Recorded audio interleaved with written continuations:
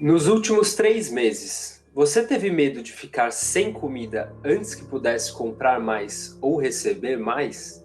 Você sentiu fome, mas não comeu por falta de dinheiro? Você passou um dia inteiro com apenas uma ou nenhuma refeição? Essas perguntas fazem parte da EBIA, a Escala Brasileira de Insegurança Alimentar. Nela, o nível de insegurança pode ser classificado em leve, moderado e grave, conforme o número de respostas positivas dadas por quem responde. Ela foi inspirada nos estudos de uma pesquisadora dos Estados Unidos, chamada Kathy Redmire. Nos anos 90, ela percebeu que a fome normalmente é um processo gradativo de perda de qualidade e quantidade de alimentos. Usando as perguntas da EBIA, uma pesquisa da rede Pensan, a Rede Brasileira de Pesquisa em Soberania e Segurança Alimentar e Nutricional, descobriu que 35% dos domicílios brasileiros estavam em grau leve de insegurança alimentar em dezembro de 2020. Isso significa que mais de um terço das famílias brasileiras tiveram dificuldade em manter uma alimentação variada e saudável. Tiveram, por exemplo, que cortar frutas e vegetais ou trocar carnes por ovos. É o primeiro estágio da fome. Já 12% dos brasileiros estavam em grau moderado, o próximo estágio no processo da fome. Nele, as pessoas já diminuíram a qualidade e variedade, e então passaram a reduzir a quantidade de comida, comer menos que necessário e até pular uma refeição ou outra. Por fim, a pesquisa descobriu que 9%, ou seja, 19 milhões de brasileiros, uma grande São Paulo inteira, estavam em uma situação grave de insegurança alimentar, quando fazer 3 refeições por dia já se tornou uma realidade muito distante.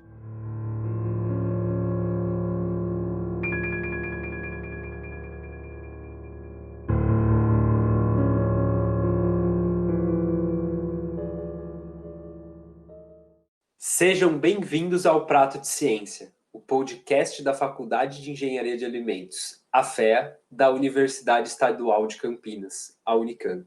Aqui vamos conversar sobre os alimentos de uma forma acessível e abrangente, misturando os conhecimentos de diversas áreas científicas sem ser muito técnico, para que você e outros curiosos sobre o assunto da alimentação possam matar a fome de informação. Para o E primeiro aí, tu não vai episódio, se apresentar? Opa, verdade. Desculpa. Meu nome é Gustavo Torres e eu faço mestrado em Alimentos e Nutrição na FEA.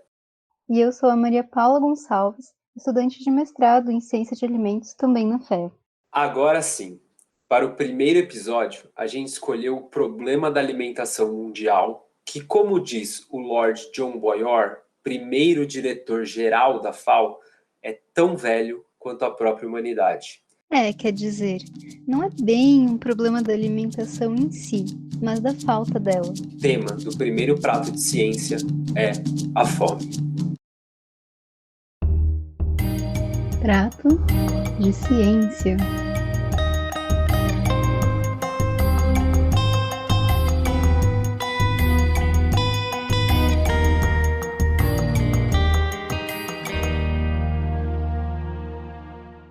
Como as perguntas da EBIA mostram, fome não é algo que sentimos entre uma refeição e outra. Mas, para a gente discutir o que é fome, é preciso falar de um dos maiores intelectuais que o Brasil já teve, Josué de Castro. Pernambucano, médico, pesquisador, nutrólogo, geógrafo, sociólogo, professor, deputado federal e embaixador, ele foi presidente do Conselho Executivo da Organização das Nações Unidas para Alimentação e Agricultura, a FAO, e foi indicado 4 vezes ao Prêmio Nobel da Paz. Ele também recebeu o Prêmio Franklin Roosevelt da Academia de Ciências Políticas dos Estados Unidos, o Prêmio Internacional da Paz do Conselho Mundial da Paz e o título de oficial da Legião de Honra da França. Ufa, quanta coisa!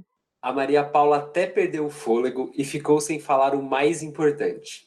Tem uma rua aqui na Unicamp com o nome dele. Sabia? Verdade, passa aqui pela fé. Afinal, o que é um Prêmio Internacional da Paz perto de ganhar uma rua na fé, não é mesmo? Brincadeiras à parte, Josué foi o autor de livros como Geografia da Fome e Geopolítica da Fome, que exploraram nas décadas de 40 e 50 o que é a fome, suas diferentes formas e consequências. Um dos conceitos mais importantes dele é a distinção entre a fome epidêmica e a fome endêmica. A primeira, a epidêmica, é de fácil compreensão. São episódios de fome, momentos em que a estrutura da sociedade é abalada repentinamente, prejudicando o acesso à comida. Pense aí na falta de alimentos gerados por guerras, desastres naturais, crises agrícolas, secas do sertão nordestino. Já a fome endêmica, que Josué também chamava de fome oculta, porque costuma receber menos atenção, é a falta de nutrientes essenciais ao bom funcionamento do corpo e da mente. Segundo ele, são grupos inteiros da população que morrem lentamente de fome, mesmo comendo todos os dias. Em geral, ela está diretamente relacionada a problemas econômicos, sociais e políticos na estrutura de uma sociedade. Portanto, como Josué mesmo definia, é um produto fabricado pelo homem contra o próprio homem. Muitas vezes, esses dois tipos de fome são complementares, e é o que ocorre atualmente no Brasil. Informação importante, a OMS acaba de declarar pandemia por causa do coronavírus. As médias de vítimas e de casos voltam a bater São recorde. quase 494 mil vítimas no país e mais de 2 mil em média por dia. Nos últimos anos, a fome já estava crescendo no Brasil. A rede Pensan mostra que entre 2013 e 2018, o número de famílias em algum grau de insegurança alimentar aumentou de 23% para 37%. E a coisa ficou ainda pior entre 2018 e 2020, quando esse número saltou de 37% para 55% dos domicílios brasileiros. Isso mostra que a fome endêmica estrutural do país já estava em ascensão quando a fome epidêmica, causada pela pandemia, chegou para piorar ainda mais a situação. O retrocesso da segurança alimentar e o avanço da fome nos últimos 5 anos são uma tendência observada em toda a América Latina. Um relatório da FAO mostra que a prevalência de insegurança alimentar de moderada a severa aumentou em 10% na região entre 2014 y 2018. En esta población colombiana luchan para que la cuarentena que los protege del mortal virus no nos mate del hambre. El hambre y la necesidad están echando por tierra la cuarentena en Perú. E um dos diretores da Organização das Nações Unidas afirmou que o mundo pode enfrentar uma pandemia de fome por causa do coronavírus. No mundo, o cenário não está muito diferente. A FAO relata que em 2019, 1 bilhão e 25 milhões de pessoas estavam em uma situação moderada de insegurança alimentar e 750 milhões em situação grave. São quase 2 bilhões de pessoas, mais de um quarto da humanidade, vivendo ou sobrevivendo com a falta de comida. Para o Brasil, contudo, essa situação é especialmente crítica.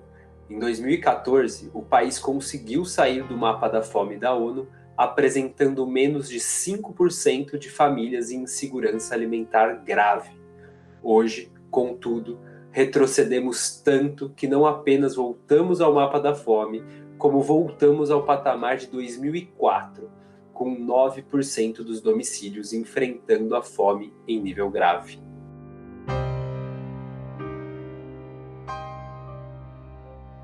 Certo, Maria Paula, a gente já entendeu o que é a fome e seus diferentes tipos.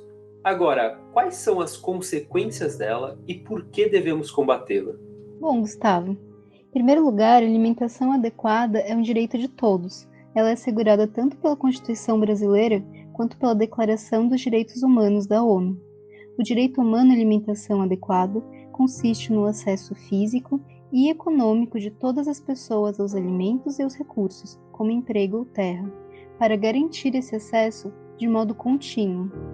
Pois é, comer é um direito de todos os seres humanos, assim como o direito à vida, à saúde, a um teto, à liberdade de expressão e de religião. Sem comida, uma pessoa perde sua dignidade, sua humanidade. Quem nos contou um pouco sobre isso foi o Walter Bellick, professor do Instituto de Economia da Unicamp. Ele é especialista em segurança alimentar e abastecimento de alimentos e participou da construção e implementação do programa Fome Zero. O professor Bellick nos contou qual era a reação ao programa. nós éramos cobrados muito sobre, bom, e quanto vai custar isso daí? É uma preocupação, eu diria, besta, né? Porque é a mesma coisa que dizer assim, quanto vai custar o combate à Covid-19? É custar o quanto custar, porque trata-se de vidas, né? De gente que está morrendo. A alimentação adequada da população é algo que tem que ser garantido a qualquer custo, pois estamos falando do direito à vida, e não apenas a vida de quem passa fome, mas sim de toda uma sociedade. A luta contra a fome também é uma luta a favor do desenvolvimento social, humano e até econômico do país. Sem comer, o país não cresce. Afinal, saco vazio não para em pé. Exatamente, o ditado tem toda a razão. A fome faz o corpo humano ficar cada vez mais fraco. Se alguém não come direito, não tem energia para produzir. Se não produz, não tem dinheiro para comprar comida. É um ciclo de fome e pobreza. Mais que isso até, Gustavo, é um ciclo de fome, pobreza e doença, porque pessoas mal alimentadas ficam mais suscetíveis a doenças infecciosas. Olhando para a epidemia de tuberculose no início do século passado, Josué de Castro dizia que não era tuberculose, mas sim a fome que estava matando milhões de pessoas. O corpo estava tão faminto e fraco que não conseguia se defender da doença de maneira adequada. E considerando que as estatísticas mostram que a Covid está matando mais nas periferias, talvez essa reflexão continue valendo para a nossa realidade. O debate atual entre salvar vidas e salvar a economia provavelmente deixaria o Josué perplexo, já que em seu livro Ensaios de Biologia Social, ele escreveu: As pessoas se assustam com o fato de aparecer diariamente na Terra novas bocas para alimentar, mas esquecem que cada boca que clama por alimento há 2 braços que poderão produzir. E não é só no trabalho e na produção que a fome faz diferença. Ela também tem impacto no aprendizado das crianças. Com as escolas fechadas, a merenda escolar foi duramente afetada. Números da Unicef e do Programa Mundial de Alimentos da ONU mostram que 370 milhões de crianças no mundo inteiro, sendo 40 milhões delas no Brasil, deixaram de fazer refeições nas escolas. E para parte dessas crianças, a merenda escolar era a principal refeição do dia.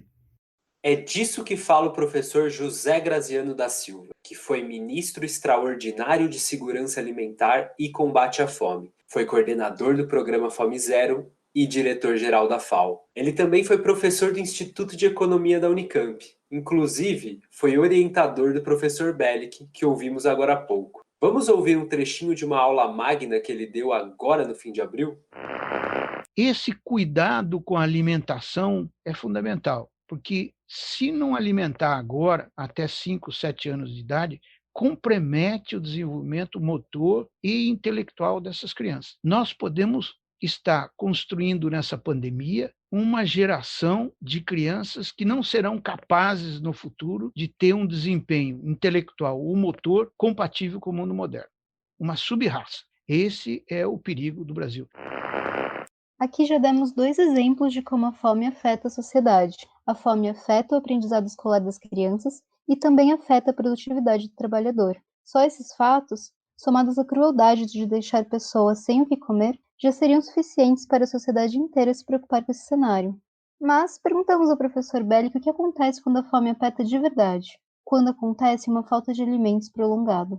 Chega um momento que a sociedade não consegue funcionar também. Tem uma frase lá do Josué de Castro que diz que metade da humanidade não come e outra metade da humanidade não dorme com medo das pessoas que não comem, que nós vimos nos anos 90. É saque em supermercado. Quando você não tem alternativa e há um certo desespero, eu me preocupo muito com isso daí, porque são reações que acabam levando ao caos.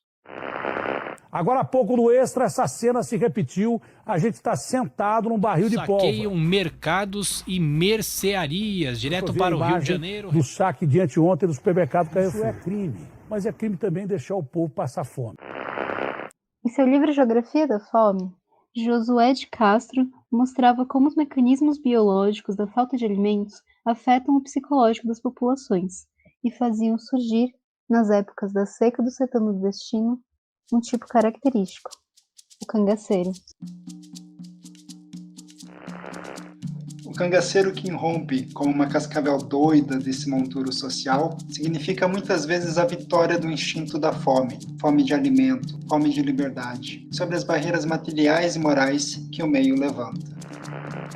É importante ressaltar que o próprio Josué diz que os mecanismos biológicos da fome não são determinantes e exclusivos para a formação do cangaceiro.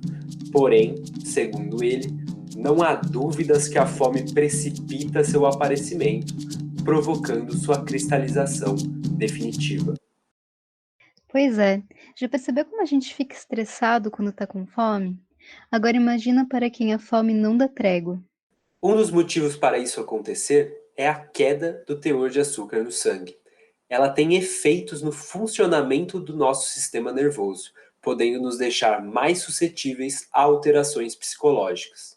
Com a continuação do processo da fome no organismo, todos os outros desejos e interesses desaparecem, e o pensamento se concentra ativamente em descobrir o alimento por quaisquer meios e à custa de quaisquer riscos. Nas palavras de Josué, nesses limites já bem perigosos para a segurança do espírito, a personalidade vai se desagregando, se esfumaçando e apagando as reações normais a inúmeras outras solicitações do meio exterior sem correlação com a fome. Nesta desintegração do eu, desaparecem as atividades de autoproteção, de controle mental, e dá-se finalmente a perda dos escrúpulos e das inibições de ordem moral. Se há uma barreira material e moral para que não haja saques aos supermercados, a fome, com certeza, pode ajudar a derrubá-la.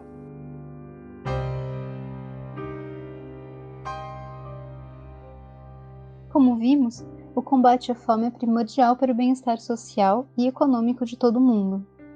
Mas afinal, como a gente faz para combater?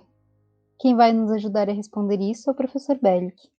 Aí pelos anos 70, no final dos anos 70, estava trabalhando na minha dissertação de mestrado, estava fazendo uma dissertação sobre o pró-álcool, basicamente. Era sobre o plano energético brasileiro. E eu tive a oportunidade de viajar pelo interior de São Paulo para visitar diversas usinas que estavam se formando. E era uma época muito complicada, a época dos boias frias.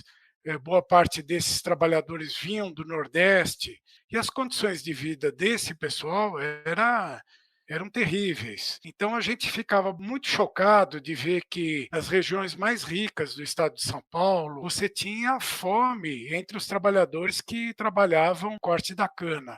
Como que um país tão rico como o Brasil, que produz tanto, que é o quarto produtor de alimentos do mundo, tem gente passando fome? O Bellick, recém-formado nos anos 70, não foi o primeiro a se deparar com essa situação paradoxal em um canavial. Josué de Castro já demonstrava em seus trabalhos na década de 30 que na zona da mata pernambucana, terra de sua mãe, os trabalhadores das grandes plantações de cana-de-açúcar passavam mais fome do que no árido sertão nordestino. Essa coincidência histórica ilustra como a produção agrícola não está diretamente relacionada à comida no prato de uma população. Pelo contrário, Josué fala que a fome no Brasil está originalmente relacionada à colonização, baseada na tríade: latifúndio, monocultura e trabalho escravo. Nós vamos falar mais sobre isso daqui a pouco. Por enquanto, vamos ter em mente que ao mesmo tempo em que mais da metade da população brasileira vive em algum grau de insegurança alimentar, o Brasil está há décadas entre os maiores produtores e exportadores de alimentos do mundo. E a produção agropecuária continua a crescer e bater recordes. O Brasil deve atingir um recorde na produção de alimentos, mesmo durante a pandemia. O Brasil bateu recorde na produção de grãos. Esse bom desempenho foi puxado principalmente pelo milho exportado para o mercado chinês. Pois é, se não é falta de comida, precisamos fazer com que a comida chegue às pessoas. Por isso, nesse momento de grande necessidade, a primeira reação é criar campanha de doação. Estamos lançando uma campanha. Vacina contra a fome. A doação de alimentos é fundamental para quem mais precisa. A empresa também está doando 1 tonelada de alimentos orgânicos destinadas a moradores de comunidades e pessoas em situação de rua. Porém, o professor Graziano alerta para o limite dessas ações. Ela pode ajudar muito, mas ela não pode substituir o poder público. Não podemos ter a ilusão de que essas campanhas vão resolver o problema da fome. Não vão. Mas então, como resolver o problema da fome de forma estrutural? Bom, para termos uma resposta, basta olharmos para o passado. Basta olhar para o que já nos mostrou dar certo. No começo dos anos 2000, a fome se tornou prioridade do governo. E em 10 anos, um programa federal conseguiu tirar o Brasil do mapa da fome da ONU em 2014. Sim, caro ouvinte, estamos falando do programa Fome Zero. Lembram que nosso entrevistado, o professor Walter Bellick, era da equipe do Fome Zero? Bom, ele nos contou que havia 3 grupos principais de trabalho: o estrutural, o alimentar e o local. Embora eles sejam complementares e a maioria das ações atuassem em mais de uma frente ao mesmo tempo, essa divisão nos ajuda a compreender quais são os pilares do combate à fome. Para aprender um pouco sobre cada um deles? A primeira frente, a estrutural, envolve políticas públicas de criação de trabalho, distribuição de renda, moradia, transporte e reforma agrária. Para mostrar como essas questões estruturais da sociedade estão relacionadas à fome, basta vermos que a insegurança alimentar grave desaparece completamente em famílias com renda igual ou superior a um salário mínimo. Ou seja, para combater a fome, é preciso combater a miséria. E mais, se observarmos o índice Gini, que mede a diferença entre os salários mais altos e os mais baixos do país, vemos uma relevante queda da desigualdade no Brasil do começo dos anos 2000 até 2015, quando ela voltou a aumentar. Lembra que o número de pessoas passando fome também caiu até 2014 e voltou a crescer em seguida? Não é mera coincidência. É aquele ciclo vicioso de pobreza, fome e doença que mencionamos antes. Para ter uma ideia da importância dessas ações estruturais, adivinhem qual conquista o professor Bellick considera ter sido a mais importante do Fome Zero? Eu diria que assim, o programa número 1 do Fome Zero foi o aumento real do salário mínimo. Porque, por incrível que pareça, ele era decidido politicamente, em função de um número místico aí que tiravam da cartola. E a partir do Fome Zero se propõe que o salário mínimo tenha uma certa correlação com a cesta básica. Pois é, não adianta aumentar o salário mínimo se os preços dos alimentos subirem juntos. É aqui que entra a segunda frente, a de acesso aos alimentos. Uma das principais políticas públicas nessa frente é a de estoques reguladores, conforme o professor Bellick explicou.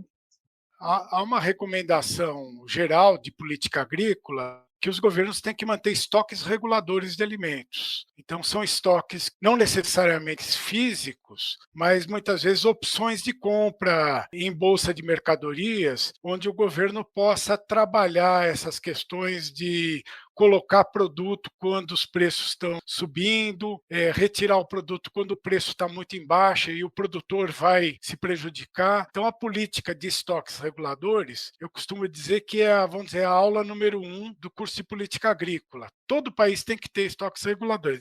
Em uma entrevista sobre o assunto, em setembro do ano passado, para o portal UOL, o professor de economia José Guilherme Vieira, da Universidade Federal do Paraná, frisou que os países deveriam ter, pelo menos, 6 meses de estoques reguladores para evitar as oscilações bruscas nos preços de alimentos por conta do aumento do dólar ou da queda de oferta no mercado internacional.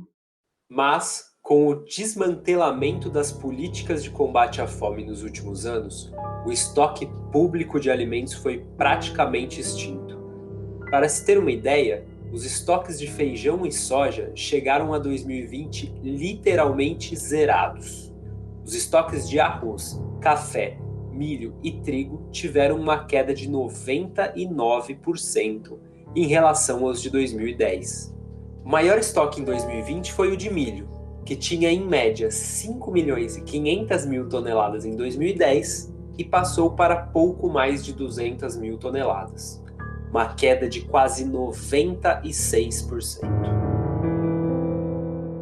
O resultado disso, todos nós estamos sentindo no bolso. Um aumento vertiginoso nos preços de alimentos. Mas a inflação da comida atinge a sociedade de forma desigual, porque os mais pobres gastam uma porcentagem maior de sua renda em alimentos. Assim, quando a comida fica mais cara, eles são os mais impactados.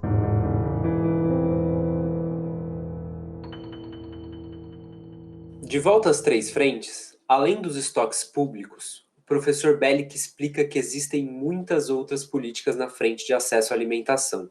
Isso porque nem sempre o acesso à comida precisa passar diretamente pelo aumento de renda. O cara não tem renda, tudo bem, a criança come na escola todo dia. O sujeito tem na fábrica ou no seu local de trabalho uma alimentação balanceada, coberta pelo PAT, pelo Programa de Alimentação do Trabalhador, que, por sinal, tem isenção fiscal das empresas. Então, a empresa está até ganhando com isso. Está tendo um trabalhador mais bem alimentado, mais disposto, e está recebendo abatimento de imposto de renda. Vocês, estudantes, têm acesso a restaurantes universitários, ou mesmo restaurante popular, para quem não tem emprego formal, ou via banco de alimentos. Você tem a chamada rede de proteção social que garante que o sujeito não passe fome. Ele não tem renda, mas ele não passa fome.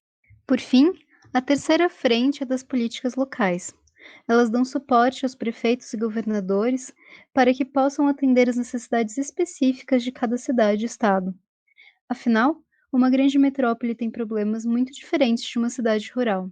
O Fome Zero tinha quase 50 programas nessa frente. Eles criaram ou fortaleceram as ceasas, as feiras e mercados populares, hortas urbanas, centrais de aproveitamento de resíduos, centrais do produtor, programas de compostagem e por aí foi. Mas provavelmente, a ação mais significativa dessa frente foi a criação do PAA, o Programa de Aquisição dos Alimentos.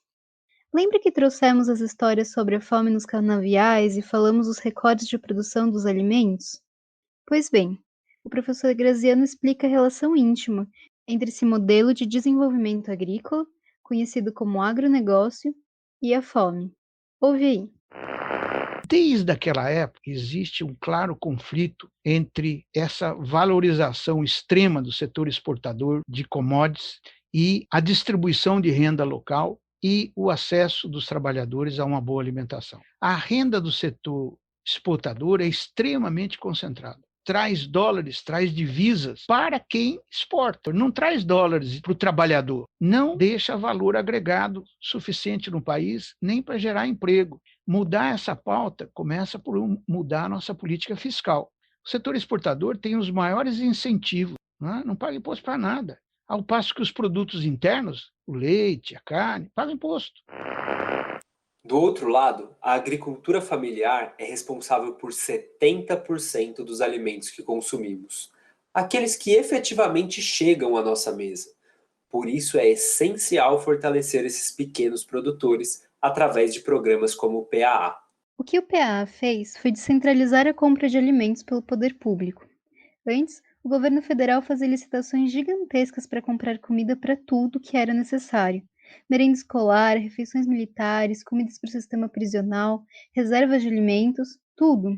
O PA descentralizou isso com um sistema online, fazendo com que as compras passassem a ser locais, permitindo assim que os pequenos produtores e agricultores familiares também conseguissem vender para o Estado. Os efeitos disso são inúmeros. O PA fortalece quem planta comida para a gente comer, incentiva a economia local, valoriza a biodiversidade e os orgânicos, e incentiva hábitos alimentares mais saudáveis. Infelizmente, esse programa está sendo desmantelado. A professora Elisabetta Recini, da Universidade de Brasília, UNB, alerta para um retrocesso de 15 anos de conquistas. Numa entrevista para o jornal o Globo, em setembro de 2020, ela denunciou uma redução de mais de 70% no orçamento federal do PAA, caindo de 1 bilhão e 300 milhões em 2013 para menos de 300 milhões de reais em 2020.